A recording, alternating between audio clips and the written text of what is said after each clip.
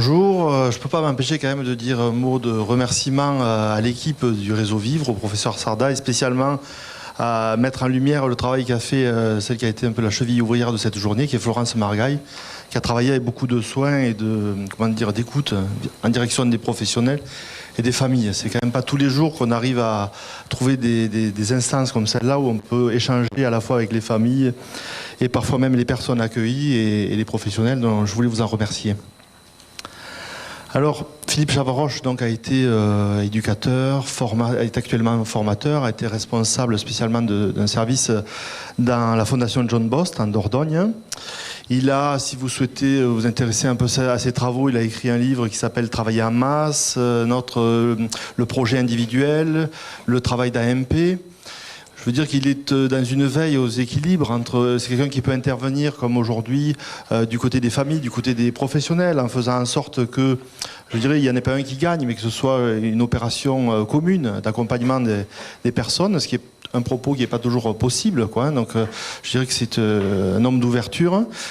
Et enfin, qu'est-ce que je voulais vous dire? Il est aussi membre d'une association culturelle que j'ai eu le plaisir de découvrir il y a quelques temps, c'est-à-dire aussi d'une action bénévole et organisateur d'un nouveau festival qui va avoir lieu chaque année, si j'ai bien compris, qui met en scène aussi les travaux que font les institutions du côté des films. Voilà, hein, donc c'est aussi des espaces de rencontre avec les personnes accueillies et aussi, je dirais, des professionnels parfois autres que les professionnels habituels, des cinéastes ou autres, qui gravitent autour de la visite des institutions, c'est-à-dire aussi l'ouverture sur la cité. Voilà. Et en plus, comme il est du sud-ouest, j'ai pu vérifier il y a quelque temps qu'il y a toujours cette qualité de l'accueil et qualité gastronomique du côté du Périgord et de la Dordogne. Voilà, je vous laisse la parole. Merci. Merci beaucoup. Bien, mais moi aussi, je vais remercier donc le réseau de son invitation et puis M. Martin, donc ouais, on a eu l'occasion effectivement de se croiser à différentes occasions. Voilà, et donc c'est vrai que je vais vous proposer un peu quelques réflexions donc, sur ce passage de l'adolescence à l'âge adulte que j'ai intitulé « Une redéfinition du handicap entre mythe et réalité », c'est-à-dire essayer peut-être de voir un peu quelles sont les différentes composantes. C'est vrai que c'est une problématique assez complexe et je vais essayer peut-être d'en tirer quelques fils de façon à essayer de voir un petit peu peut-être comment mieux comprendre un peu tous ces enchevêtrements de problématiques un peu dans ce passage, et puis peut-être aussi et surtout comment mieux accompagner les personnes dans ce passage.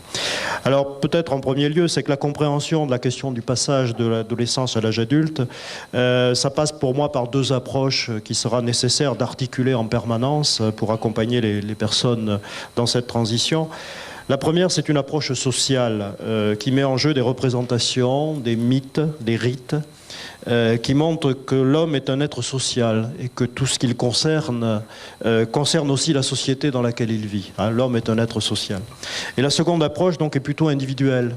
C'est comment ce sujet singulier, engagé dans ce passage, comment le vit-il, comment le vit sa famille, quels sont les enjeux cliniques d'une telle situation de transition. Et donc je proposerai d'explorer un peu, certainement de manière très incomplète, d'essayer d'explorer un peu ces deux dimensions. Alors, peut-être sur l'approche sociale, donc la vie humaine s'inscrit donc dans une temporalité dont la représentation sociale la plus couramment partagée est celle d'une succession d'étapes. On parle souvent des différents âges de la vie. On peut se rappeler aussi l'énigme que le Sphinx pose à Oedipe, quel être pourvu d'une seule voix a d'abord 4 jambes, puis 2 jambes, et finalement 3 jambes. Et on sait que Oedipe échappa au sort funeste que le Sphinx réservait à ceux qui ne répondaient pas à ces énigmes en répondant l'homme.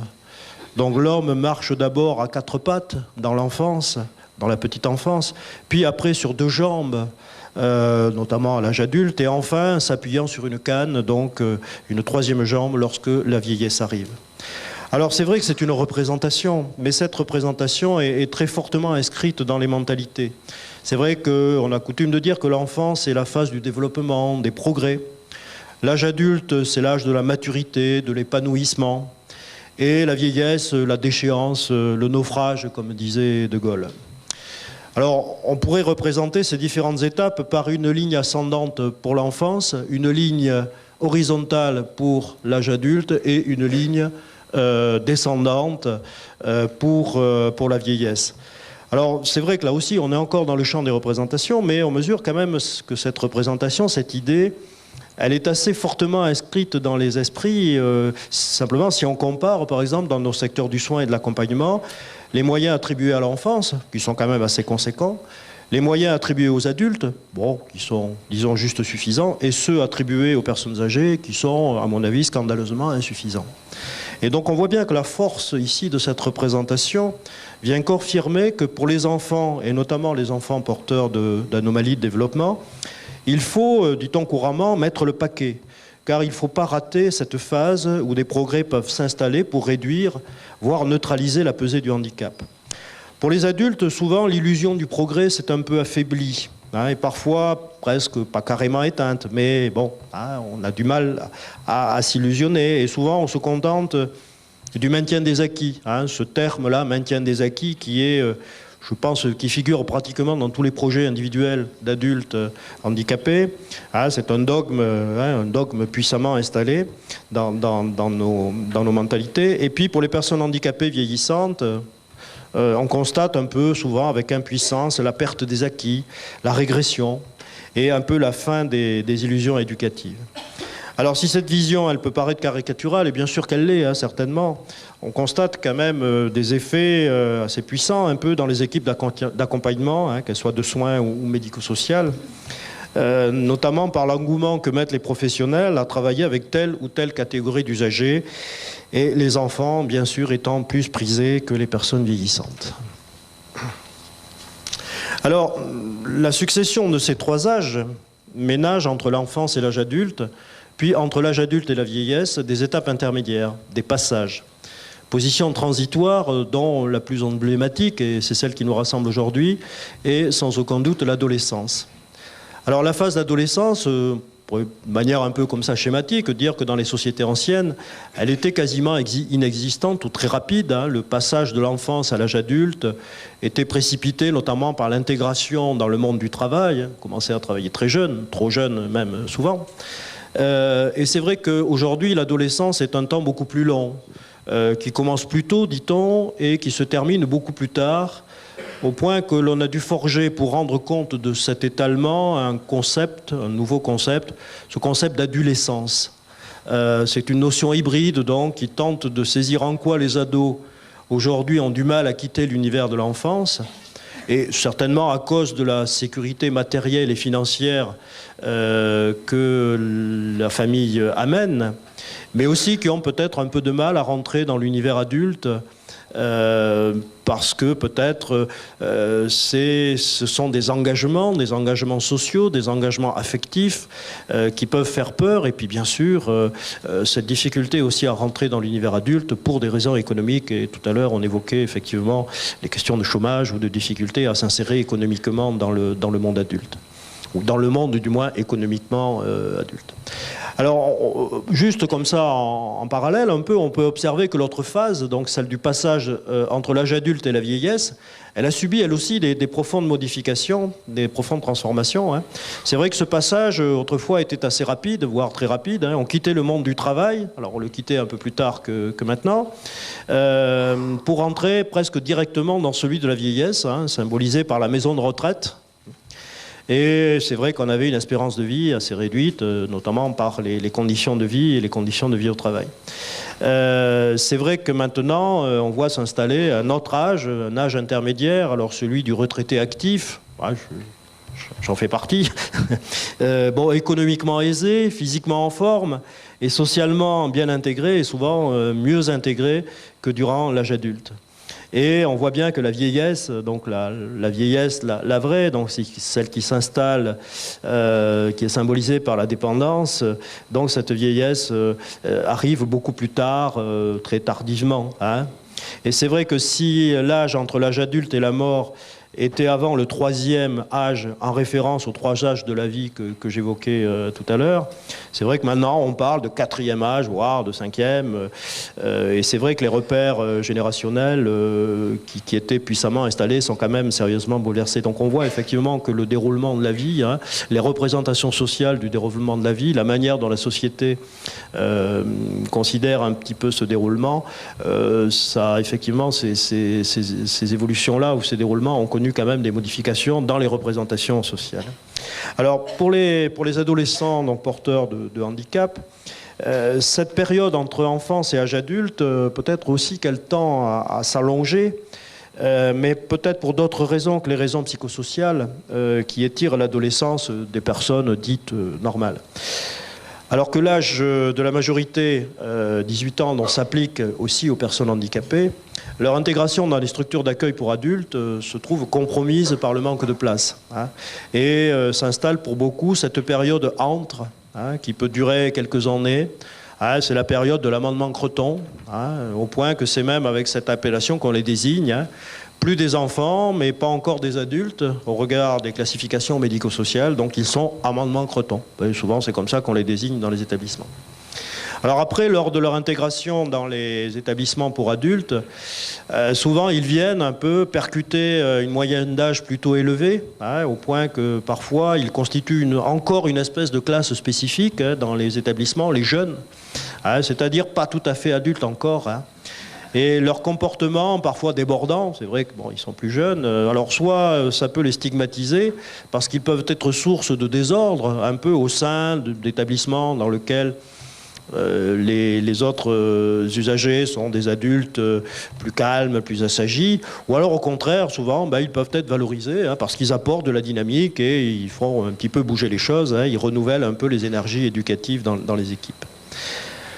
Alors, sur le plan un peu social, toujours, on doit au folkloriste français Van Gennep d'avoir formalisé les rites de passage entre un État et un autre. Ce qu'il dit, c'est que la vie individuelle consiste en une succession d'étapes dont les fins et les commencements forment des ensembles de même ordre: naissance, puberté sociale, mariage, paternité, progression de classe, spécialisation d'occupation, mort. Et à chacun de ces ensembles se rapportent des cérémonies dont l'objet est identique, faire passer l'individu d'une situation déterminée à une autre tout aussi déterminée. Et le rite de passage donc, se décline en 3 mouvements, en 3 moments plutôt. La phase de séparation, donc, où l'individu est détaché de son ordre ancien, la phase de marginalisation, ou phase liminaire, où l'individu flotte littéralement entre 2 états, et la phase d'agrégation, où il intègre l'ordre nouveau auquel il va désormais appartenir. Alors, ces rites de passage, notamment entre l'enfance et l'âge adulte, là aussi ont été autrefois d'assez puissants marqueurs de ce changement d'état. Ces rites de passage étaient fortement codifiés, et, par exemple dans certaines sociétés traditionnelles, en Polynésie par exemple, ces rites étaient marqués par des épreuves physiques ou des marquages corporels.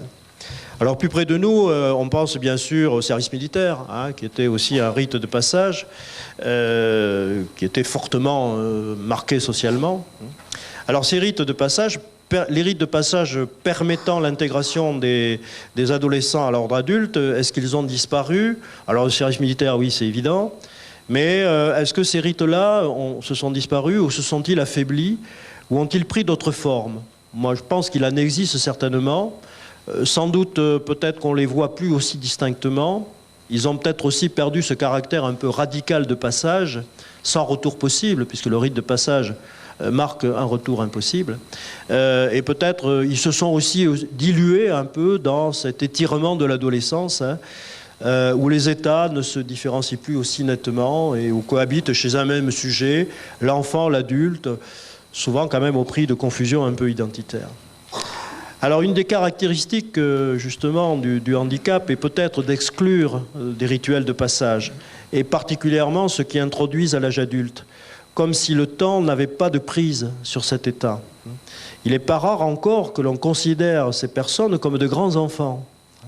Dans certains établissements, ils sont toujours nommés, même lorsque leur âge a largement dépassé la quarantaine ou la cinquantaine, les jeunes.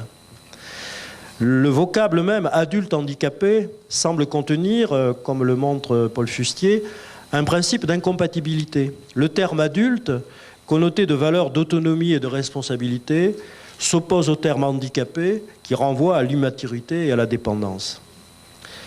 Jean-François Gomez, vous connaissez peut-être parce qu'il est de la région là, prône donc pour les personnes handicapées le rétablissement de rituels comme symbole de leur avancée dans la vie.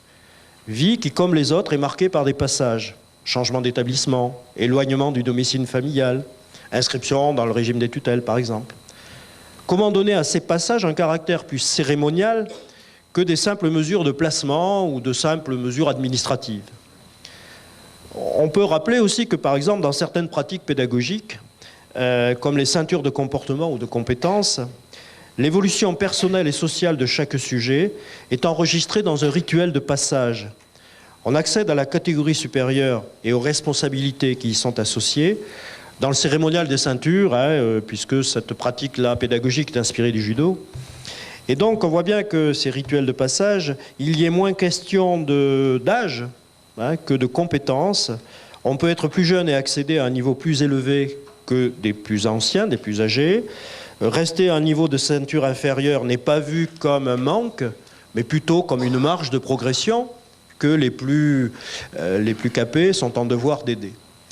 Donc peut-être en s'inspirant, peut-être aussi d'autres pratiques ou d'autres idées, il faut peut-être rétablir, puisque les rituels de passage entre l'adolescence et l'âge adulte sont assez inopérants pour les personnes handicapées, peut-être faut-il en inventer d'autres, pour que la reconnaissance de leur avancée, et pas seulement de leur avancée en âge, que leur avancée dans la vie, comme tout un chacun, que cette reconnaissance donc de leur avancée dans la vie soit validée dans des rites, des rituels, par le groupe social auquel ils appartiennent.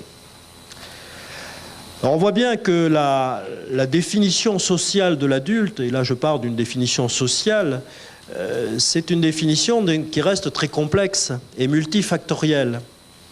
Et c'est certainement cette difficulté d'en intégrer toutes les dimensions qui est problématique pour les personnes donc porteuses de handicap. Alors en effet, au plan social, donc être adulte, outre un âge calendaire, c'est-à-dire l'âge calendaire, bon, actuellement, on va dire, allez, entre 18 et 20 ans, à peu près, quoique ça bouge. On a vu tout à l'heure, effectivement, que la notion d'âge, là, elle est assez floue, mais bon, il y a effectivement un âge calendaire, un âge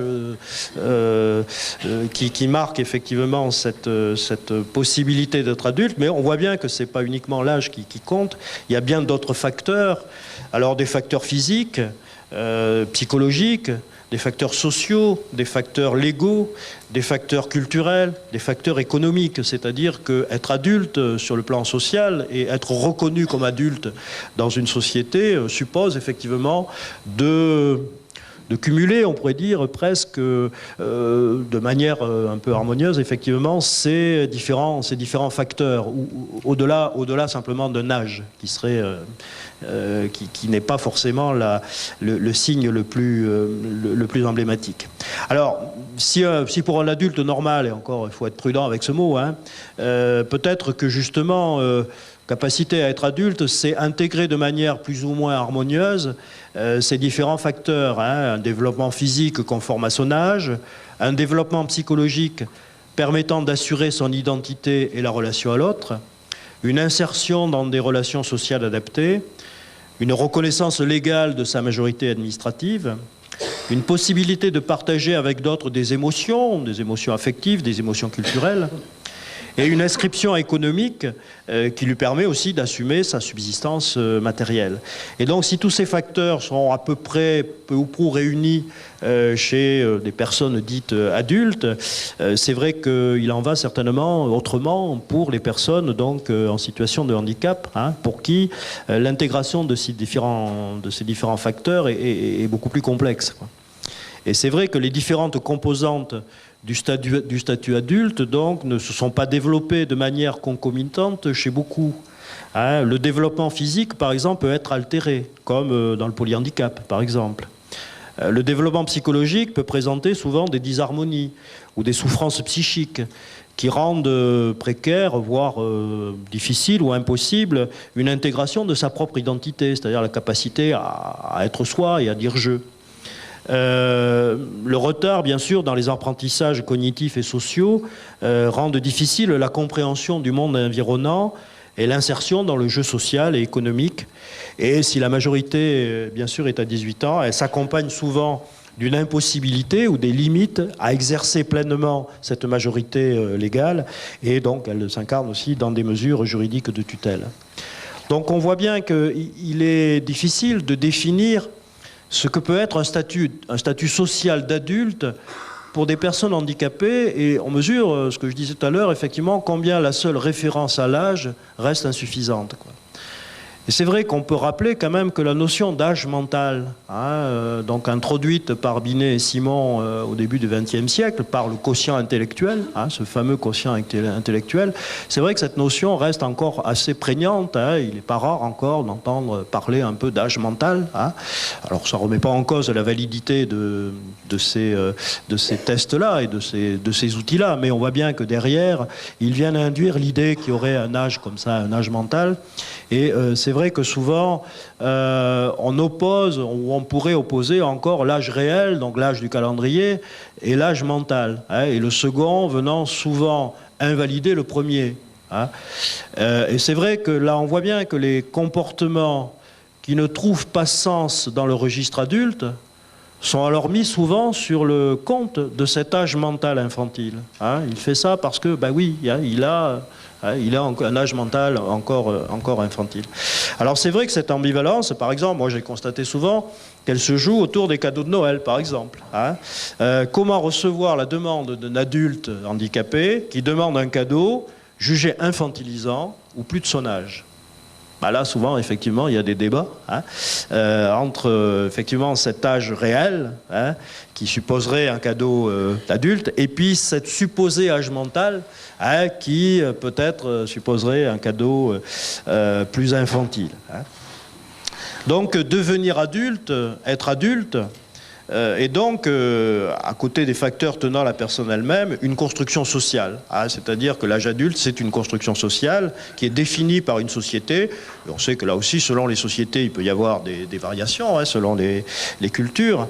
Et donc, un adulte, c'est grosso modo celui qui rentre dans ces normes sociales, économiques, culturelles qui s'imposent. Alors voilà, on mesure encore une fois combien les personnes handicapées sont en difficulté vis-à-vis de peut-être de cette norme sociale, et réduire leur avancée dans la vie à cette seule exigence sociale, c'est-à-dire que pour qu'ils soient adultes, il faudrait eux-mêmes qu'ils rentrent aussi dans ces normes sociales. On voit bien que c'est certainement assez réducteur, voire assez compliqué pour eux. Et peut-être il faut sans doute se garder de plaquer sur eux nos modèles sociaux adulto-centrés, sans tenir compte des autres ressorts donc, qui organisent les remaniements identitaires propres à toute avancée en âge.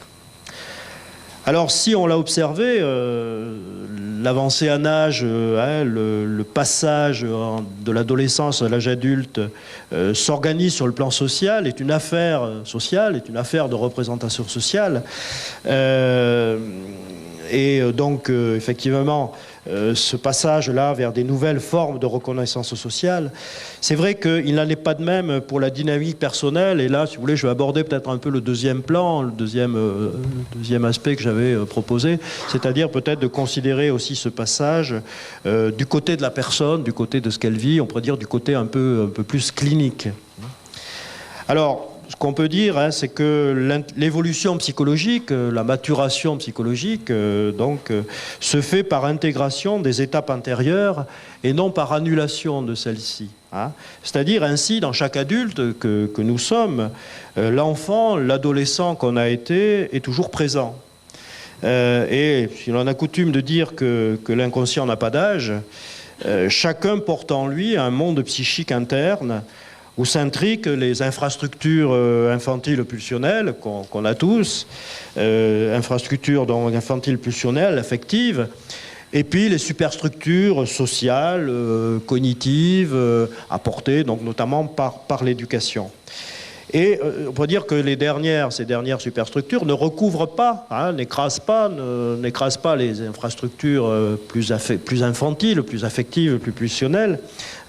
On pourrait dire qu'entre les deux, donc, se négocient en permanence des équilibres, toujours plus ou moins stables, et on a des mécanismes pour cela, notamment des mécanismes de sublimation, de refoulement, qui permettent effectivement que ces équilibres entre nos structures infantiles pulsionnelles et nos structures sociales adaptées se négocient en permanence.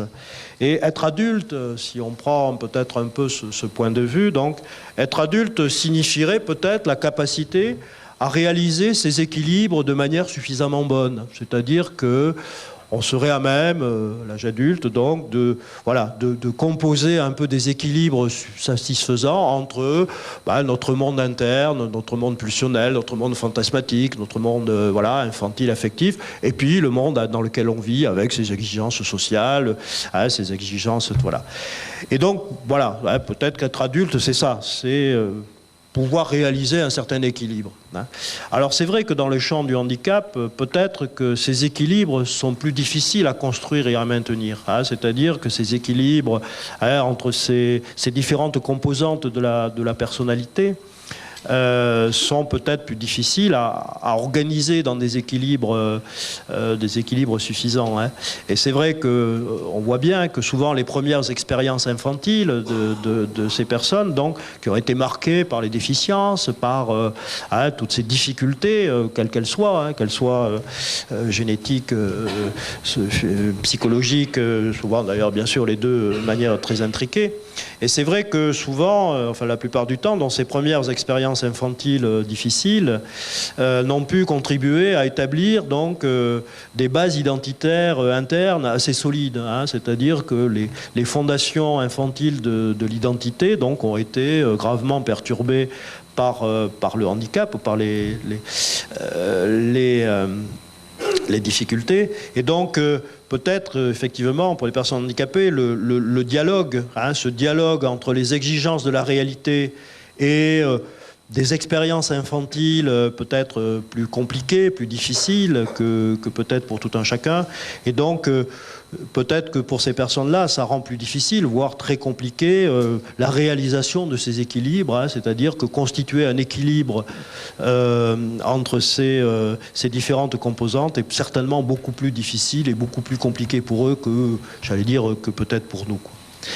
Alors, on peut pointer aussi que dans ce registre-là, dans ce registre un peu psychodynamique, l'adolescence, justement, parce qu'elle confronte aux exigences de nouvelles réalités, c'est vrai que l'adolescence va confronter le sujet à des exigences, alors des exigences corporelles, de nouvelles réalités corporelles, la maturité, la puberté, affective, la rencontre affective, les émotions de type affectif, des réalités sexuelles, bien sûr, et des réalités sociales. Et donc, on voit bien que dans l'adolescence, en fait, c'est un moment où se réactualisent les vécus infantiles, où le sujet va puiser dans ces vécus infantiles des éléments de solidité, des éléments d'étayage pour pouvoir réaménager et construire et reconstruire un petit peu sa personnalité au regard de ces exigences donc impose la réalité sociale. Et donc, c'est vrai que si ces étayages infantiles sont plus fragiles, ce qui est le cas quand même pour ces personnes en situation de handicap, c'est vrai que les moments de redéfinition des équilibres, c'est-à-dire que pour redéfinir un peu des équilibres et renégocier de nouveaux équilibres au moment notamment de ce passage à l'adolescence, là aussi certainement que c'est pour eux plus complexe, plus difficile et certainement plus long. Il y a certainement, ces temps de réaménagement sont beaucoup plus longs, quoi. Et alors, vouloir comme pour des personnes ayant pu bénéficier d'étayages infantiles plus solides, vouloir attribuer aux adolescents handicapés, puisqu'ils en ont l'âge, le même type d'évolution vers le statut d'adulte, peut les mettre en situation périlleuse. C'est-à-dire que l'exigence qu'on peut leur poser, nous, de devenir adultes parce qu'ils ont l'âge, peut effectivement les mettre en situation difficile au regard de ces étayages peut-être un peu plus fragiles. Et donc, ces difficultés peuvent se traduire par des atteintes narcissiques, qui souvent peuvent se traduire par des états dépressifs. C'est-à-dire qu'ils ne peuvent pas répondre aux attentes de l'environnement parce qu'ils en ont peut-être moins la possibilité, ou c'est plus difficile pour eux. Et donc, ils sont effectivement mis en difficulté. Leur image narcissique peut être atteinte. Ou alors on peut avoir des adaptations de surface, des adaptations où il semblerait que ces personnes-là s'adaptent bien, rentrent bien comme ça dans ces exigences du monde adulte. On a l'impression que tout se passe bien pour eux, mais souvent on peut constater effectivement que ce sont des adaptations un peu de surface, et que on peut voir, et c'est pas rare, de voir par la suite des effondrements, c'est-à-dire que les exigences de réalité sont trop dures, trop exigeantes. Les constructions sous-jacentes sont trop fragiles, et à un moment il y a des états de décompensation, des effondrements, des décompensations, parfois même des décompensations psychopathologiques qui peuvent être graves. On peut voir comme ça à certains moments des effondrements où là on mesure bien que ce monde adulte, cette réalité adulte dans laquelle ils ont voulu rentrer et qu'on leur a, dans lequel peut-être aussi on les a poussés, c'est trop difficile pour eux, et à un moment ils peuvent plus, quoi. Alors c'est vrai que l'adolescence c'est aussi le moment effectivement où va se poser, alors je crois qu'on en parlera tout à l'heure, les questions autour de la sexualité. Et c'est vrai que la sexualité, c'est un domaine certainement où dans cette problématique d'articulation des différentes vécus, notamment de ces vécus infantiles, c'est vraiment peut-être la problématique qui est la plus présente, et qui peut-être est une des plus problématiques. Alors c'est vrai que si leur âge et la norme sociale les poussent peut-être vers l'accomplissement d'une sexualité adulte, bien sûr. On voit bien que les implications corporelles, affectives, émotionnelles qu'elles supposent sont peut-être pas suffisamment assumées, en raison notamment là de ces étayages infantiles précaires. Et on voit bien que le conflit entre leur désir d'être comme les modèles d'identification adulte que l'environnement leur propose, que nous leur présentons, et puis les dynamiques internes, leur propre dynamique interne, dynamique affective, émotionnelle, fantasmatique, et donc ce conflit peut être parfois un peu compliqué, un petit peu difficile, pour justement soutenir l'accompagnement de ces désirs, et peut alors les mettre en difficulté et conduire là aussi parfois à des troubles ou à des difficultés ou voire des conduites inadaptées. Donc on observe aussi par ailleurs que dans ces dynamiques internes, dans ces dynamiques de développement, dans certains cas effectivement le handicap est intriqué avec des souffrances psychiques. Alors, bon, dans le champ des troubles autistiques au sens large, ou dans le champ des troubles anaclytiques, des troubles plutôt narcissiques, mais bon, effectivement, le champ du handicap couvre effectivement un champ assez large dans lequel s'intriquent souvent, alors à la fois des difficultés d'ordre génétique, d'ordre plutôt physique, et puis des difficultés d'ordre psychopathologique. Alors c'est vrai que souvent, chez ces enfants-là, notamment dans les années d'IME, dans les périodes de l'enfance, ils ont été au bénéfice, et c'est tout à fait bien sûr important et nécessaire, ils ont été au bénéfice de mesures éducatives, ils ont été ou de scolarisation ou de travail éducatif en IME, et souvent effectivement ce travail d'accompagnement leur a permis d'acquérir de réelles compétences sociales, cognitives. On voit effectivement des progrès, des acquisitions très caractéristiques d'acquisition de compétences cognitives et sociales. Alors ces adaptations, qui sont bien sûr tout à fait intéressantes et utiles, peuvent laisser croire quand même à une structuration accomplie de la personnalité, et augurer une bonne intégration dans le monde adulte. Parce qu'ils ont acquis des compétences, on pourrait penser qu'effectivement ils sont prêts à rentrer dans le monde adulte. Mais là aussi, ces façades, ces constructions cognitives, de construction de compétences cognitives et sociales, peuvent masquer encore des souffrances psychiques qui peuvent rester encore très actives. Et souvent que l'adolescence majore. C'est vrai que l'adolescence est souvent une période où ces souffrances psychiques vont peut-être se réactualiser. Effectivement, souvent, quand les exigences de la réalité vont devenir encore un petit peu plus fortes, notamment dans ces exigences du monde adulte, c'est vrai que là, on peut voir là aussi ces souffrances psychiques parfois ressurgir sous forme de crise d'angoisse ou de troubles du comportement qui viennent mettre un peu à mal les apprentissages dont on pensait qu'ils étaient bien intégrés.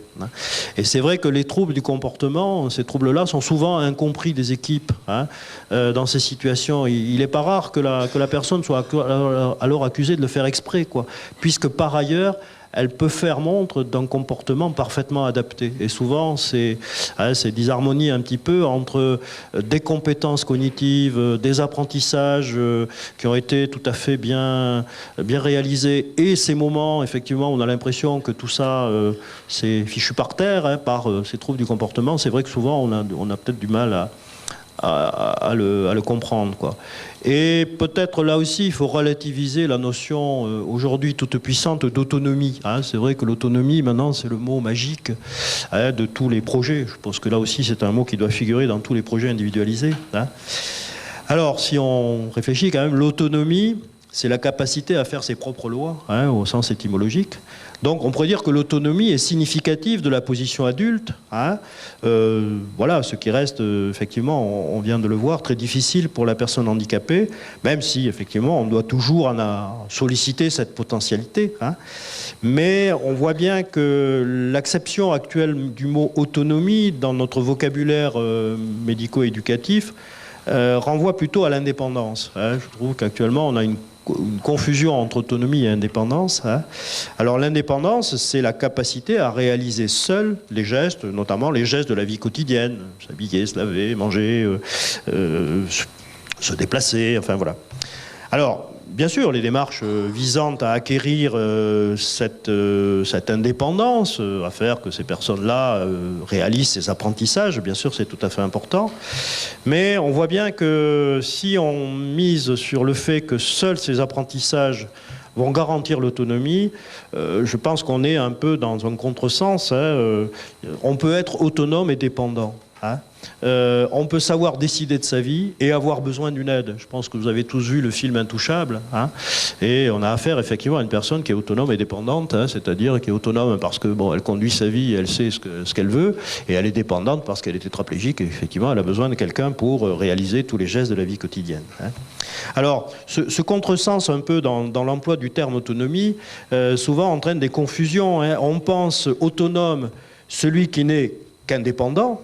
Et l'on fait de cette capacité, donc la capacité d'indépendance, la valeur cardinale un peu, la valeur suprême, au risque effectivement qu'elle se substitue à un processus qui lui est beaucoup plus lent et beaucoup plus périlleux, c'est-à-dire l'autonomie, c'est-à-dire la capacité à se construire et à s'assumer en tant que sujet. Et là, cette autonomie-là, elle est beaucoup plus longue et on pourrait se poser la question, est-ce que nous-mêmes sommes-nous autonomes, est-ce que l'autonomie, ça s'acquiert une fois pour toutes, ou est-ce que c'est une construction permanente, c'est-à-dire la capacité à être sujet, la capacité à décider soi-même de sa vie.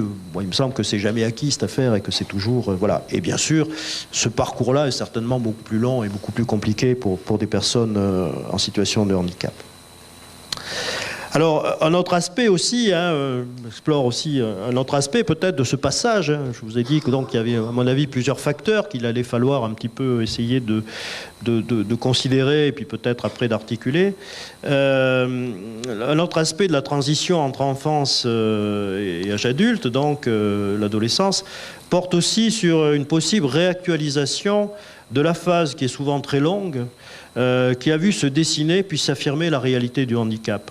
On sait que la révélation du handicap relève d'un parcours douloureux pour les familles.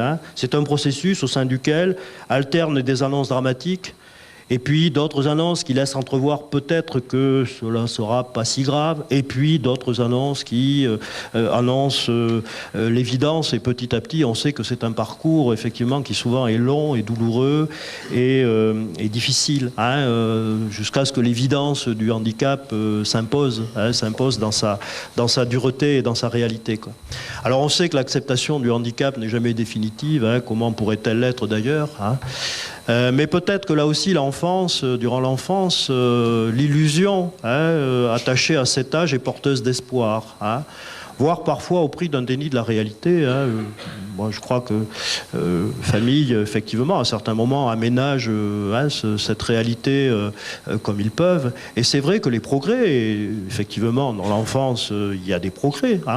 Les progrès minimisent peut-être un peu la pesée du handicap. C'est-à-dire que les acquisitions, les acquisitions soutiennent le travail, soutiennent l'illusion, soutiennent le travail que mènent les familles et les professionnels pour tenter de repousser un peu l'inéluctable. Alors c'est vrai que l'adolescence et sa perspective d'orientation, puisqu'à ce moment-là, notamment à ce moment-là, sur le plan administratif, il va y avoir effectivement des perspectives d'orientation, et donc il va y avoir des perspectives d'orientation vers des structures d'accueil pour adultes, et c'est vrai que peut-être dans cette phase-là d'orientation viennent se réactualiser la phase vécue durant le processus de diagnostic, où se mêlent des sentiments contradictoires d'espoir et de fatalité. Alors se posent peut-être à ce moment un peu les mêmes enjeux. L'adolescent va-t-il pouvoir intégrer un circuit normal vers le travail, une insertion sociale adaptée, donc ce qui gommerait quand même un peu plus la réalité du handicap. Ou alors est-ce que l'orientation va se faire vers le travail protégé ? Bon, avec une forme encore sociale du travail, et puis une vie quotidienne assistée, un foyer ou un SAVS, mais bon, là aussi peut-être on voit que encore peut-être quelque chose d'une socialité, d'une vie sociale, d'un statut social d'adulte reste peut-être possible, ou alors est-ce que le handicap étant trop lourd, trop invalidant, l'orientation va se faire vers un établissement alors de type maison d'accueil spécialisée ou foyer d'accueil médicalisé. Et là, peut-être, dans ces orientations-là, se réactualise l'échec et le drame du handicap qui va perdurer toute la vie, puisque là, on voit bien qu'on va s'inscrire dans une durée, dans quelque chose qui, hélas, va durer, quoi. Alors bien sûr, il est bien sûr pas question d'établir une hiérarchie entre ces formes d'accueil. Elles ont chacune leur légitimité. Heureusement qu'il y a bien sûr des accueils adaptés à chaque situation de handicap. Mais on peut nier là aussi que les représentations, alors souvent véhiculées par les professionnels eux-mêmes, souvent ces représentations stigmatisent les niveaux les plus bas. Il n'est pas rare quand même d'entendre, j'ai formé des éducateurs pendant suffisamment longtemps, où ceux qui souhaitaient aller travailler dans les maisons d'accueil spécialisées ne se bousculaient pas, on n'était pas forcément attirés par ce qu'on attend. Comme ça, a tendance à nommer les niveaux les plus bas, alors que la notion de niveau, bien sûr, n'a aucune validité, n'a aucune validité dans notre travail, quoi.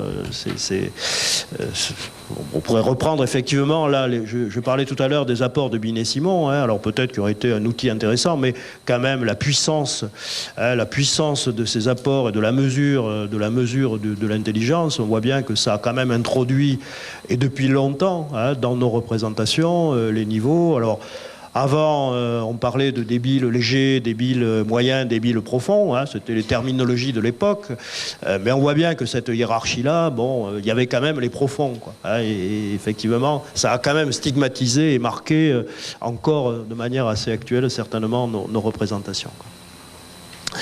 Alors, un autre aspect du vécu des familles, peut-être, durant cette transition, concerne aussi les processus de séparation que l'adolescence met en jeu. C'est vrai que l'adolescence, c'est le mécanisme de séparation. C'est le moment où, effectivement, on se sépare de sa famille.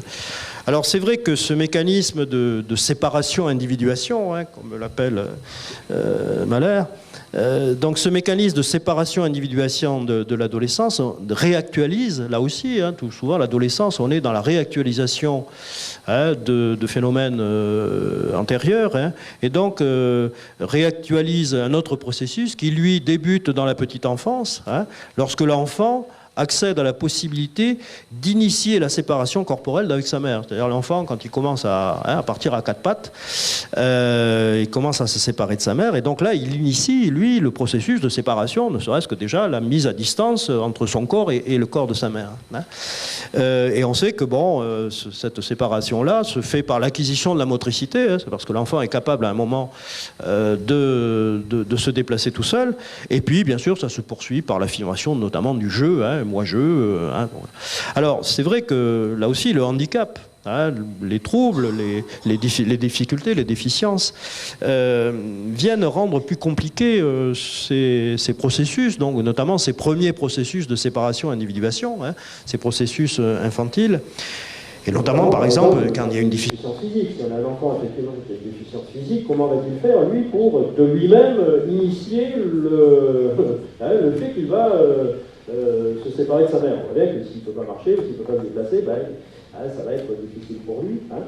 Et donc, on voit bien que ces premiers moments-là d'indépendance et d'autonomisation, hein, on peut parler là, des deux registres de l'enfant, donc c'est beaucoup plus difficile lorsqu'il y a un handicap. Et de plus, la fragilité et la dépendance de l'enfant en situation difficile, hein, c'est vrai que cette fragilité oblige les familles à le protéger, hein, oblige les familles à l'assister, certainement plus que pour un autre enfant. Hein. C'est normal, effectivement, cet enfant est fragile, il est faible, il est souvent en difficulté, il est souvent... voilà, et donc les familles mobilisent beaucoup plus vis-à-vis de cet enfant de protection, d'attention, de soins. Alors c'est vrai que parfois, nous professionnels, je parle un peu pour nous, on a parfois tendance à juger négativement la protection. Hein. C'est vrai que parfois, on dit, cette famille, il le surprotège, il l'infantilise. Hein, voilà. Alors moi, je prendrais le point de vue inverse, je crois qu'il faut au contraire louer, hein, et féliciter et louer les familles pour les effets bénéfiques sur ces enfants, c'est-à-dire ces enfants qui sont fragiles, très en difficulté, s'ils peuvent faire des progrès, s'ils peuvent justement s'engager dans la vie, c'est bien parce qu'au départ, il y a eu justement cette protection, cette assistance, ce soutien extrêmement fort, extrêmement engagé de la part des familles, et c'est la condition même du développement de ces enfants. Alors à l'adolescence, on voudrait que ce processus qui s'est souvent prolongé, un petit peu, oui, qui s'est prolongé durant l'enfance, on voudrait que ce processus s'efface un peu comme par magie. Hein. Il n'est pas rare d'entendre les professionnels dire aux familles, allez, vous devez le lâcher maintenant, il est grand. Hein, maintenant, ça y est, c'est fini, quoi. Alors, moi, je crois que c'est bien méconnaître toute la complexité du lien qui unit les familles à leur enfant handicapé. Hein. Et même si un peu de surprotection est présente, bon, oui, pourquoi pas, on voit bien qu'elle est partie prenante des aménagements que les familles ont dû élaborer dans cette relation difficile. C'est vrai que parfois, les mouvements, la surprotection peut nous paraître à nous un petit peu exacerbée, mais il me semble que vouloir, au nom du passage à l'âge adulte, défaire brutalement ce lien singulier entre famille, entre enfant et sa famille, est illusoire et même contre-productif, hein, tant pour l'adolescent que pour sa famille. Donc on voit bien que là, effectivement, l'adolescence va réactualiser un processus de séparation et d'individuation qui est certainement encore, là aussi, plus difficile, parce que des deux côtés, on a effectivement peut-être s'est installé quelque chose, de l'ordre d'un lien fort, d'un lien de protection, et ce lien-là ne va pas comme ça, magiquement, parce que l'enfant a 18 ans, se défaire, voilà. Alors, on voit bien que devenir adulte donc, combine plusieurs facteurs, des facteurs sociaux et des facteurs psychologiques, des facteurs culturels, des facteurs cliniques un peu, et les uns donc qui tiennent au regard de la société, à ses normes, à sa culture, et les autres qui tiennent à la construction identitaire de chacun dans cette histoire singulière, notamment dans cette histoire qui le lie à sa famille, une histoire qui va commencer effectivement dans la famille. Alors, bien sûr, il n'est pas question de séparer ces deux modalités. Ces deux modalités, bien sûr, sont en étroite interaction.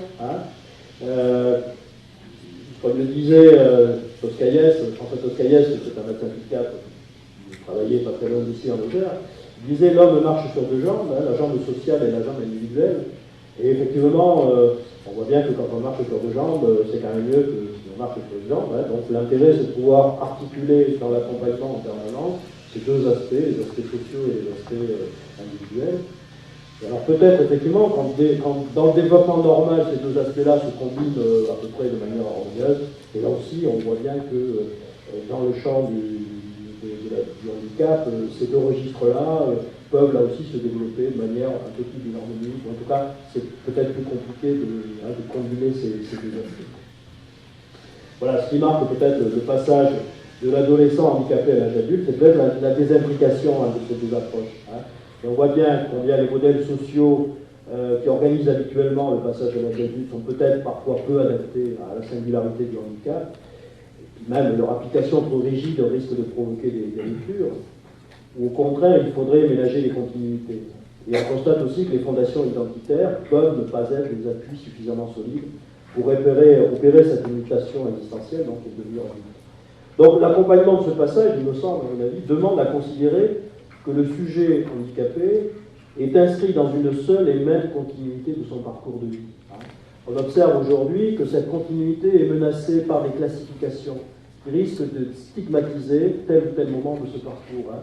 Moi, je suis toujours un peu frappé maintenant par la catégorie nouvelle des personnes handicapées vieillissantes. Si on en a fait une catégorie avec des établissements, avec tout ça, bon, il y aurait quand même à interroger en quoi cette classification-là vient-elle, classifier pareil les adolescents handicapés. Moi, je crois qu'il y a une continuité de vie, et c'est vrai que le découpage en tranches de vie, de parcours, et la spécification de chaque étape risque de nuire à ce qui me semble est sans doute le plus important pour ces personnes, c'est ce qu'on appelle la continuité narrative. C'est-à-dire que de nombreux auteurs, on peut en penser à Paul Ricoeur ou à Jacques Hoffmann, ont montré combien la possibilité de s'inscrire dans son histoire, de se l'entendre raconter, de se la raconter soi-même, est un soutien précieux pour l'identité. Alors pour les personnes que nous sommes, peut-être, même si notre vie connaît des changements, parfois des ruptures, on voit bien qu'on a, nous, la capacité à s'inscrire dans un récit, à pouvoir faire de notre vie un récit dans lequel on va intégrer ces changements, mais on va aussi soutenir des continuités, de maintenir son identité narrative. C'est le concept de Paul Ricoeur, et il dit que l'identité, parmi les multiples composantes de notre identité, il y a cette identité narrative, c'est-à-dire la capacité à pouvoir se raconter son histoire, à pouvoir se soutenir effectivement de cette narration. Alors peut-être pour les personnes aussi handicapées, cette capacité narrative, elle est souvent altérée justement par les déficiences mentales ou les souffrances psychiques, c'est-à-dire peut-être qu'ils ont moins la possibilité de se raconter leur histoire, de maintenir effectivement cette identité narrative. Et là, il me semble que l'environnement familial et éducatif a alors une place essentielle pour soutenir avec le sujet cette continuité narrative, leur raconter leur histoire, soutenir cette histoire, en y intégrant toutes les composantes infantiles, les composantes de l'enfance, en essayant de maintenir et de faire que ce passage peut-être de l'adolescence à l'âge adulte s'inscrive dans une continuité et ne soit pas effectivement une rupture ou un changement radical. Je conclurai en disant que la vie n'est pas un parcours à étapes. La vie, c'est pas le Tour de France. La vie, c'est pas une succession d'épreuves qu'il faudrait réussir. La vie, il me semble que c'est une continuité et c'est une seule et même histoire. Je vous remercie.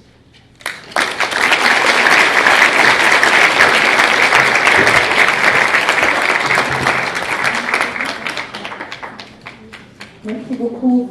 On va peut-être laisser le temps de quelques questions là, parce que c'est une intervention qui suppose peut-être que parmi certains d'entre vous, il y a déjà des réflexions, des constats ou des observations. Monsieur Sarda s'est chargé d'être missionnaire du micro. Il y avait 2 micros. Voilà, écoutez, d'abord, peut-être si des familles ont des questions particulières, on va commencer par elles. Alors surtout, levez la main très haut. N'hésitez pas à nous faire courir des familles ou des personnes. Allez, ensuite on donnera la parole aux professionnels, et on va écouter les familles un petit peu sur leur vécu. Bonjour, là je suis maman d'un adulte handicapé trisomique et en ce moment je vis en structure, en ato, et je voulais savoir comment on pouvait faire pour faire passer le message que vous avez dit, c'est-à-dire de ne pas je vis ça comme un échec, comme un conflit. Il faut toujours se justifier, il faut toujours, comme si tout ce qu'on faisait, nous parents, n'était pas bon pour eux. Et que justement, à un moment donné, ils n'arrêtent pas de dire, voilà, il faut qu'ils soient autonomes, etc. Et nous, on a beau essayer de leur dire, mais c'est ce qu'on fait, etc. Et le message ne passe pas. Alors comment on pourrait faire pour... Tout à fait. Si j'avais la solution, non, je crois que c'est un peu, on voit bien que c'est un peu, je crois, ce que vous dites, hein, c'est aussi méconnaître le travail que vous faites, et notamment ce travail que vous avez fait, le travail, entre guillemets, hein, c'est du travail à façon de parler, hein, c'est-à-dire effectivement toute cette continuité du soutien. Et effectivement, peut-être, j'ai vu, c'est un peu ce que je disais, c'est comme si tout ce que vous aviez fait à un moment n'existait plus ou était, ça y est, c'était dépassé. Hein, maintenant, voilà. Alors que non, moi je crois qu'effectivement, bien sûr, votre action elle continue et votre enfant a intégré effectivement tout ça. Donc là, effectivement, c'est comment ménager des continuités justement entre la famille et l'établissement, plutôt qu'effectivement ces ruptures qui viennent dire parfois, oui, vous le protégez trop, vous ne le laissez pas assez autonome, voilà. Je crois que là, il y a la pas de raison et d'autres torts, il y a à articuler ces deux points de vue, et bien sûr, peut-être, voilà, mais on voit bien, alors là, j'interrogerai les représentations des professionnels, je crois qu'on est les premiers, effectivement, et c'est pour ça que rencontrer les familles et entendre les familles, pour nous professionnels, c'est extrêmement important, hein, c'est, voilà, interroger, effectivement, ces représentations qu'on a, nous, voilà, comme si, effectivement, le passage à l'âge adulte était un synonyme de réussite ou d'échec. Hein. Voilà. Or, non, c'est pas ni une réussite ni un échec. C'est un parcours, c'est une expérience de vie qu'on fait tous, on a tous fait, que les enfants handicapés ou les adolescents handicapés font. Cette expérience de vie, elle est marquée, bien sûr, par des contradictions, par des conflits au bon sens du terme, hein, par des enjeux. Voilà. Et je crois que bon, l'intérêt, là, c'est la capacité à maintenir le dialogue entre les parents et les professionnels pour que justement ces deux points de vue ne s'affrontent pas, hein, qu'on soit dans la continuité. Hein. Alors la continuité, elle commence dès la naissance, hein, elle commence dans toute cette histoire en plus dont vous êtes porteur, les familles. Hein. Et souvent cette histoire, c'est une histoire difficile, hein, une histoire lourde des fois, et c'est vrai que professionnel, nous, il me semble que des fois, peut-être on n'en tient pas suffisamment compte. Hein, voilà. Donc il me semble que là, voilà, il y a notamment que voilà, ce passage-là, peut-être au moment où il faut travailler dans la continuité. Hein. Alors que la représentation pourrait au contraire vous laisser penser qu'il faudrait travailler dans la rupture. Hein, dans la rupture, avec l'enfance, avec la dépendance, avec tout ça. Moi je crois que c'est des illusions. Bonjour, je suis professionnelle du secteur médico-social et je suis aussi maman d'une petite fille trisomique. Donc moi je m'interroge beaucoup sur notre système social, notamment depuis le renforcement de certaines lois 2005 sur l'égalité des chances, l'intégration en milieu ordinaire, où on se rend compte donc aujourd'hui que c'est le parcours du combattant pour beaucoup de familles.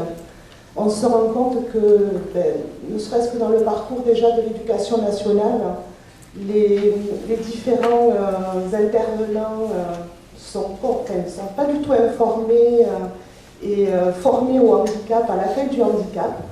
Donc c'est vrai que les seules possibilités vers lesquelles se retrouvent les familles, c'est de voir leur enfant évincer très rapidement vers des lieux spécialisés ou des cuisses qui sont pour moi voilà, une vitrine de l'inclusion pas du tout adaptée à l'accueil de l'enfant, du sujet, du projet personnalisé de l'enfant.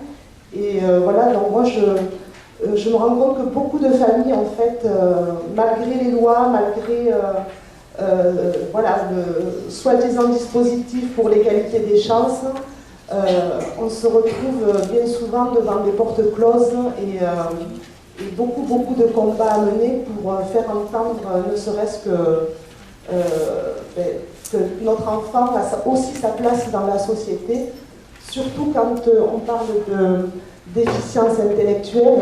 Il faut savoir qu'il y a beaucoup d'enfants qui sont effectivement touchés par une déficience intellectuelle au niveau des apprentissages cognitifs, où il n'y a pas forcément de troubles du développement autres, enfin, de troubles du comportement, de problèmes particuliers associés, et malgré ça, parce que simplement il y a la déficience, on les écarte parce qu'il y a beaucoup trop de méconnaissances et de peur Donc, on dit que nos institutions il manque de place, il manque de place. Mais moi, je suis en train de voir et de vivre, en tant que professionnelle, comment les choses sont gérées et accompagnées. C'est dramatique. Parce qu'on se rend compte que des enfants qui n'ont aucun trouble du comportement, qui sont très bien socialisés, les professionnels même du secteur médico-social, font tout pour diriger ces enfants vers les institutions.